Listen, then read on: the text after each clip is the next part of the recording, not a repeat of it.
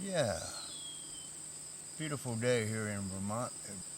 And say a few words here. Uh, I traveled up here from Louisiana and back traveling the back roads in this old beat up truck over here. That's Fred Keller's truck, my old buddy. And just think, I had a ride. And I'm not saying that all women do this to you, but she bailed on me right at the last second. When I had everything loaded up, ready to go in the car and go. Well, she bails on me and had no other way of getting up here, so I borrowed my old buddy's truck there, Fred. But I don't know. I've had quite a life. I tell you what, I've been in Louisiana now 5 years, and went through a divorce and had no place to go, and I sank all the way down to bottom. Started my life over. I had no money, no vehicle, and I still have no vehicle and no money. But I've gained a lot as a person, and there in Louisiana, because of my long hair, my dark tan, I love the sun. They started calling me the Mexican Jesus, even though I'm not a Hispanic. Oh, what was that? You see that? That little company there, I don't know what that was, but he bit me on the arm, and I've only got 15 minutes to live.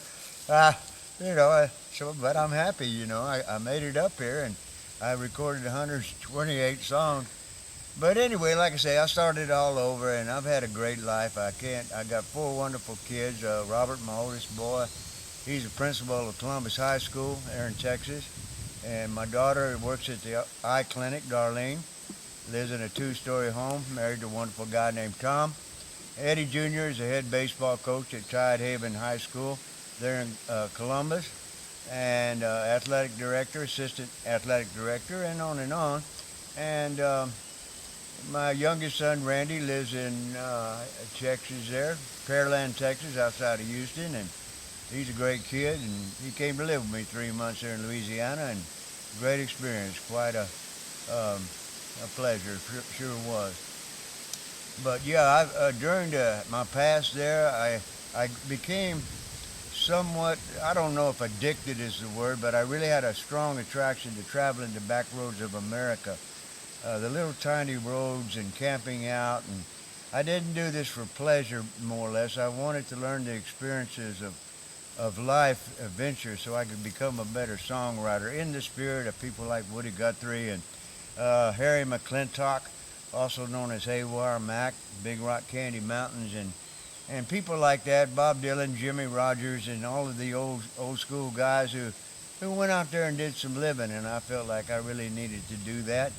And my first trip up here to Vermont was probably 1977, and I came up here in an old 1952 Chevy, and it cost $75. I bought it in a auto place there in Odessa, Texas. It had to air up the tires to get it out of there, but it made it all the way up here to Vermont, and I had a little dog with me, Little Brown the desert dog, and I remember staying at Davies, and he was building on his home at the time, and we all lived in tents, and Andy Harrington and people like that were there, and oh, it just was a beautiful experience, and that was my first trip to Vermont, and my first long distance trip.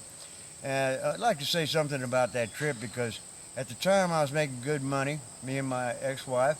We were working at Stuckey's pecan shop, and I had a brand new truck and a couple of other cars, including that 52 Chevy, as backup cars.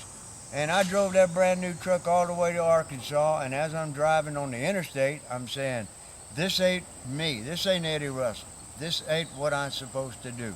So I turned that sucker around, went all the way back out to far west Texas, Wicked, Texas, on the other side of Midland, Odessa, jumped in that 1952 Chevy, grabbed a little dog, and hit the back roads. And that sort of turned my life around, that adventure right there. And I've been to east, to west, and went out to L.A. a couple of times, see our old Air Force buddy, Chris and Carol Weaver. And they took me in and ended up working at the concession stand in Dodger Stadium. And became very emotionally and spiritually, whatever the word for it is, consumed. And I had learned the art of self hypnosis about 2 years before that in Arizona on a long stretch of highway. And I think maybe it played a hand, but we used to be in a buddy, my traveling buddy, Rainbow Slim. We would go out to this remote place outside of LA, about 20 miles, 30 miles, I don't know.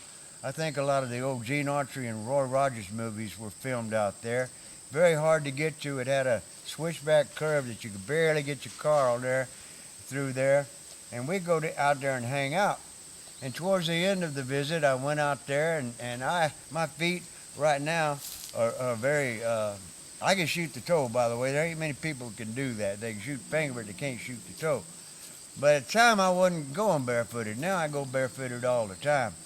But my feet were very tender, and we were standing. The Santa Ana winds were blowing 60, 70 mile an hour straight at us, and standing on top of the car there, and decided to take my boots off, my cowboy boots off, and I started running down this gravel road that went up and down these hills barefooted. And I felt the presence of some horses were on both sides of me, not a bunch of horses, maybe two on each side.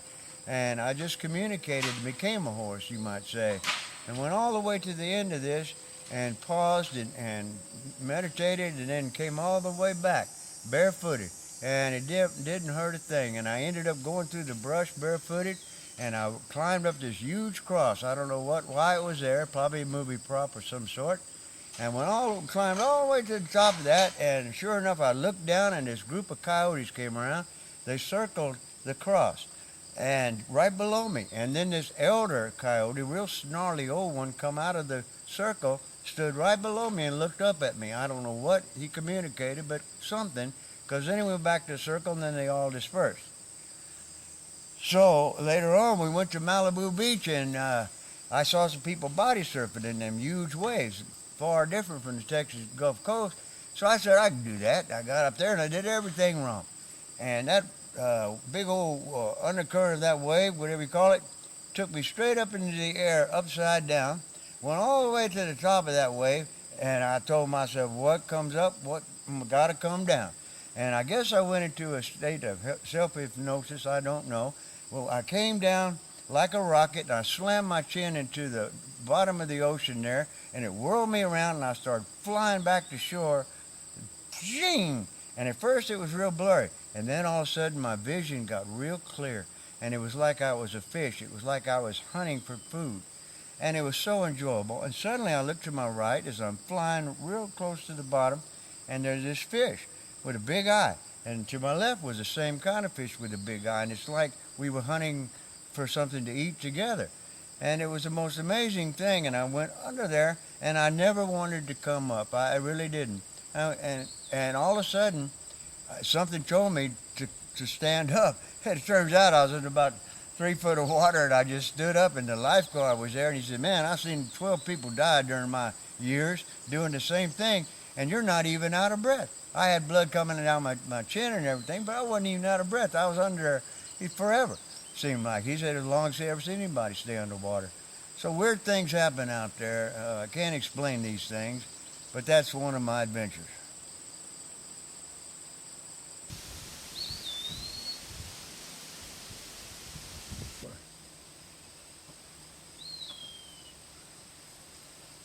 Yeah, I could